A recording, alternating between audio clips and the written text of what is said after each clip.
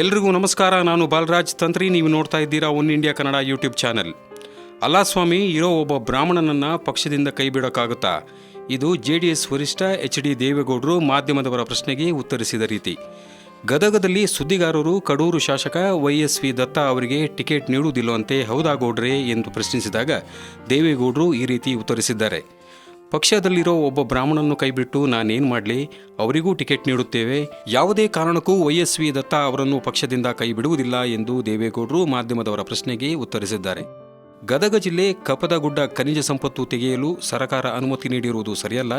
ಸರ್ಕಾರದ ನಿರ್ಧಾರದ ವಿರುದ್ಧ ಹೋರಾಟದ ನೇತೃತ್ವ ವಹಿಸಿರುವ ತೋಂಟದ ಶ್ರೀಗಳಿಗೆ JDS ಸಂಪೂರ್ಣ ಬೆಂಬಲ ನೀಡಲಿದೆ. ಹಾಗೆ ಕಳಸಾ ಬಂಡೂರಿ ಹೋರಾಟಗಾರರನ್ನು ಗಡೀಪಾರು ಮಾಡುವ ನಿರ್ಧಾರ ಸಿದ್ದರಾಮಯ್ಯ ಸರ್ಕಾರಕ್ಕೆ ಶೋಭೆ ತರುವಂಥದ್ದಲ್ಲ ಎಂದು ಗೌಡರು ಆಕ್ರೋಶ ವ್ಯಕ್ತಪಡಿಸಿದ್ದಾರೆ. ಒನ್ ಇಂಡಿಯಾ ಕನ್ನಡದಲ್ಲಿ ಸದ್ಯಕ್ಕೆ ಸುದ್ದಿ ಇಷ್ಟು. ಹೆಚ್ಚಿನ ಸುದ್ದಿಗಾಗಿ ನಮ್ಮ ಚಾನೆಲ್ ಸಬ್ಸ್ಕ್ರೈಬ್ ಮಾಡಿ. ನಮಸ್ಕಾರ.